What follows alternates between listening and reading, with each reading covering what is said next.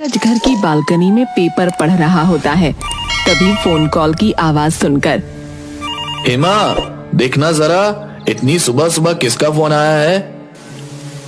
क्या? अरे क्या हुआ? किसका फोन था? अरे वो माँ जी। क्या हुआ माँ को? रेखा जीजी का फोन था। वो कह रही थी कि माँ जी की तबीयत बहुत ही ज्यादा खराब है, हमें आज ही गांव के लिए निकलना होगा। हाँ, तुम सामान पैक करो, हम अभी गांव के लिए निकलेंगे। फिर पंकज का पूरा परिवार गांव के लिए निकल जाते हैं। हम कहाँ जा रहे हैं मम्मी? बेटा, हम रामटेक के लिए निकल रहे हैं। तुम्हारी दादी की तबीयत बहुत ही ज्यादा खराब हो गई है। और कितनी दूर है गांव पापा? बस थोड़ी देर में पहुंच जाएंगे बेटा। गांव की सीमा पर पहुंचते ही तेज हवाएं चलने लगती हैं और बादल काले हो जाते हैं। अरे अचानक इस मौसम को क्या हुआ? मम्मी वो देखो, वो लड़की ऐसे मौसम में भी बाहर घूम रही है। कहाँ है? कोई भी तो नहीं है वहाँ। यहाँ आए तो नहीं और तुम्हारी बदमाशियाँ शुरू हो गईं। अरे नहीं नहीं, मैं सच कह रहा हूँ। देखो देखो, उस कुएं के पास वहीं तो खड़ी है वो। कहाँ है? वो देखो वहाँ। अरे वो लड़की कहाँ गई? तभी उनकी गाड़ी बंद हो जाती है। वो सब गाड़ी से नीचे उतर जाते हैं।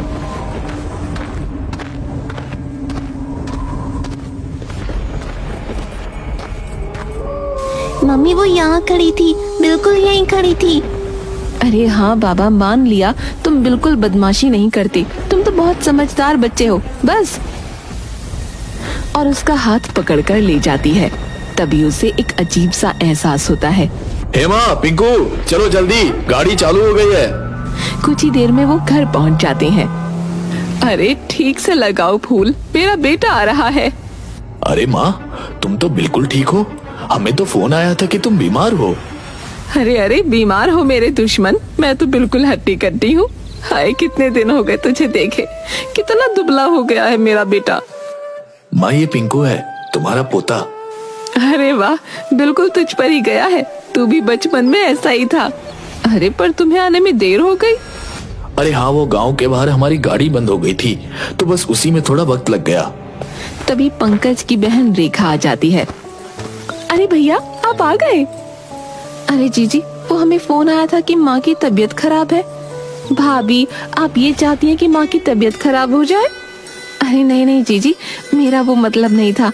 अरे ये डब्बू है ना, काफी बड़ा हो गया है। अरे चलो चलो, खाना तैयार है। हाँ बेटा, आज मैंने तेरे लिए खास देसी घी के लड्डू बनाए हैं। कितना दुबला हो गया है। अरे बहू, कुछ खाने को नहीं देती क्या तुम मेरे बेटे को? ऐसे ही घास फूस खिलाती होगी, इसीलिए माचिस की गाड़ी जैसा हो गया है। अरे माँ, वो सब तो ठीक है, पर तुम मुझे ये बताओ कि हमें ऐसे फोन क्यों किया कि तुम्हारी तबीयत खराब हो गई है? अरे बेटा, तुझे देखे हुए बहुत दिन हो गए थे और तू ऐसे तो आता नहीं, इसलिए मैंने तबीयत खराब होने के बहाने से तुझे बुला लिया।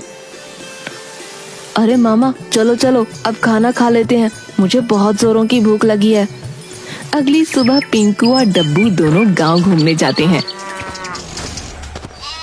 वहाँ पिंकू ने फिर उसी लड़की को देखा जिसे उसने गांव आते वक्त देखा था। पिंकू को देख वो लड़की भागने लगती है। अरे रुको रुको, तुम मुझे देखकर ऐसे क्यों भाग रही हो?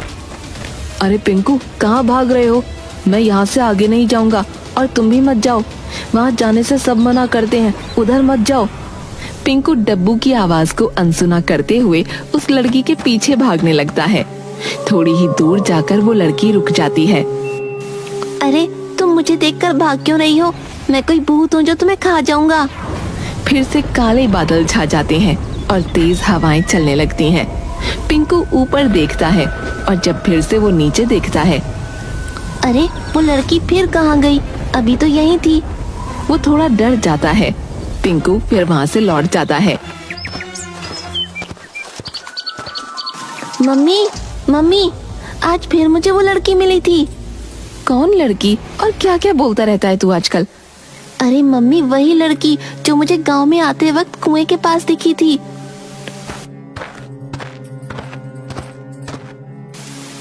पिंकू, पिंकू, अरे ओ पिंकू, मैं क्या सुन रही हूँ? तू ऐसे अकेले उस कुएं की तरफ क्यों भाग रहा था? अरे मैं अकेले नहीं भाग रहा था, मैं उस लड़की के पीछे भाग रहा था जो मुझे देखकर भाग रही थी। नहीं नहीं माँ, ये अकेले भाग रहा था, वहाँ कोई लड़की नहीं थी। डब्बू तुम क्यों झूठ बोल रहे हो? माँ मैं सच कह रहा हूँ, मैं उस लड़की के पीछे ही भाग रहा था। ए पिंकू, मैं तुझे बोल दे रही हूँ, तू आगे से अकेले गांव में नहीं भटकेगा और खासकर उस कुएं की तरफ बिल्कुल भी नहीं जाएगा। अब चल जा अपने कमरे में। अरे रेखा, तुम उसे इतनी सी बात के लिए इतना क्यों डांट रही हो? अरे भैया कुछ नहीं, वो ऐसा है ना, अकेले इधर उधर जाएगा और रास्ता भूल गया तो इसीलिए बोल रही हूँ। यही बात है ना, कि और भी कुछ बात है? अरे नहीं नहीं भैया, बस यही बात है। माँ वैसे गांव में एक अलग तरह का सन्नाटा छाया हुआ है, कोई बात है क्या? अरे नहीं नहीं बेटा, ऐसी कोई बात नहीं है। पिंकू अपने कमरे में बॉल से खेल रहा होता है। उसे फिर वही लड़की खिड़की के बाहर दिखाई देती है। उसे देखकर पिंकू उसके पास जाता है। रुको, भागना मत। कौन हो तुम और मुझे देखकर ऐसे भाग क्यों रही हो? क्योंकि माँ कहती है इस गांव के लोग बहुत बुरे हैं। बुरे हैं मतलब? अच्छा चलो छोड़ो, तुम मुझे ये बताओ तुम्हारा नाम क्या है? मेरा नाम स्वीटी है। मैं यहाँ नया नया आया हूँ, क्या तुम मेरी दोस्त बनोगी? तुम्हारी दोस्त? मुझे माँ से पूछना होगा। अरे दोस्ती भी कोई माँ से पूछकर करता है। ठीक है। तुम ऐसे चुप चुप क्यों रहती हो? क्योंकि माँ ने किसी से भी बात करने को मना किया है। तभी डब्बू आ जाता है। पिंकू, अरे ओ पिंकू, तुम अकेले किससे बात कर रहे हो? अब ये मत कहना कि उस लड़की से बात कर रहा हूँ। डब्बू तुम मेरा मजाक मत उड़ाओ, और मैं उस लड़की से ही तो बात कर रहा हूँ। ये देखो। कहाँ है? अरे यहीं तो थी। अरे बस बस, और चल, नानी बुला रही है।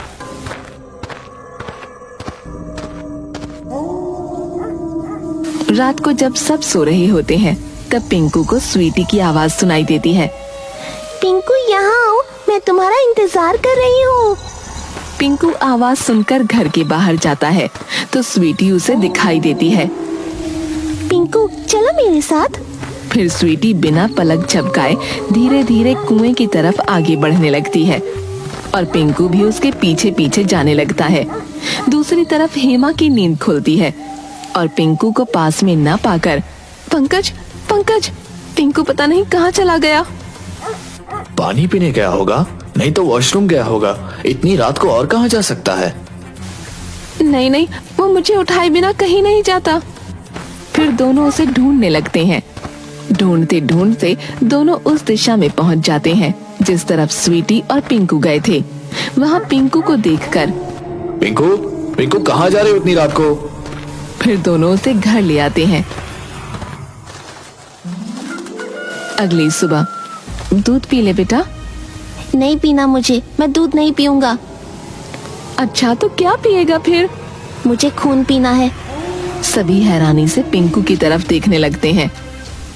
पिंकू, तुम्हारी बदमाशी फिर से शुरू हो गई। मैंने कहा ना मुझे खून चाहिए। और दूध का गिलास फेंक देता है और वहाँ से चला जाता है। पता नहीं यहाँ जब से आया है तब से कुछ अजीब ही बर्ताव कर रहा है। कभी किसी लड़की के बारे में कहता है तो कभी कुछ और ही बदमाशी। कल तो हद ही कर दी, रात को अकेले बाहर घूम रहा था।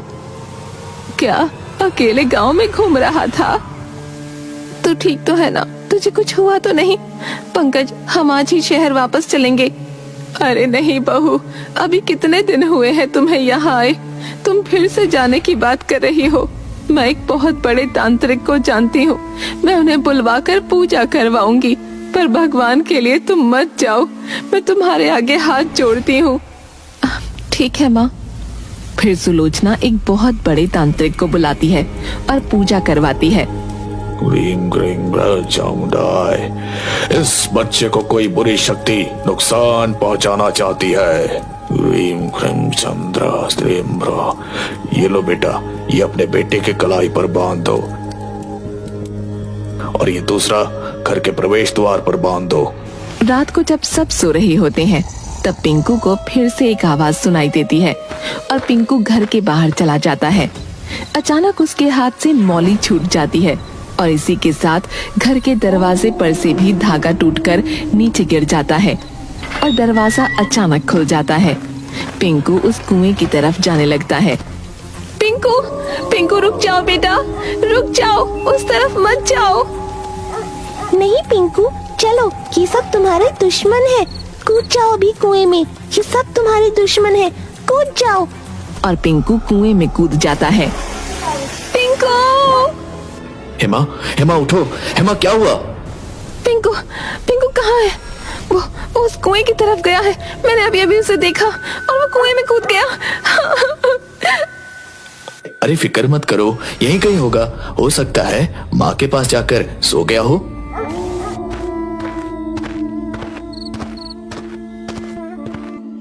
पिंकू, पिंकू कहाँ है?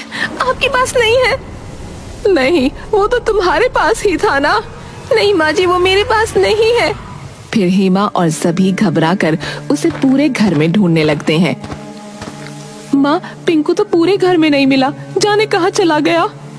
मैंने अभी सपने में देखा, वो कुएं की तरफ गया है। हाँ, वो कुएं की तरफ ही गया है, उस कुएं में जाकर कूद गया। माँ जी, मुझे बहुत डर लग रहा है। चलो हम सभी उस कुएं की तरफ चलकर देखते हैं। अरे, इस प्रवेश द्वार का धागा किसने तोड़ा? ये जरूर उस बुरी शक्ति का काम होगा। फिर पंकज और सभी घर वाले पिंकू को मशाल लेकर उस कुएं की तरफ ढूंढने जाते हैं। कहीं ये फिर से उस कुएं की तरफ तो नहीं जा रहा था? कुएं की तरफ? आप सब मुझसे कुछ छुपा रहे हैं। हम जब से यहाँ आए हैं कुछ अजीब ही एहसास हो रहा है। अरे भैया, अब तुझसे क्या छुपाना, उस कुएं पर किसी का साया है और मुझे डर है कि हमारा पिंकू उसी वजह से ऐसी हरकतें तो नहीं कर रहा। साया है? क्या तुम भी अभी भी इन अंधविश्वास में विश्वास रखती हो? मैं इन सब में नहीं मानता, ये बस उसकी शरारत है। ज्यादा लाड प्यार की वजह से बिगड़ गया है। माँ जल्दी देखिए, ये आपका पोता क्या कर रहा है?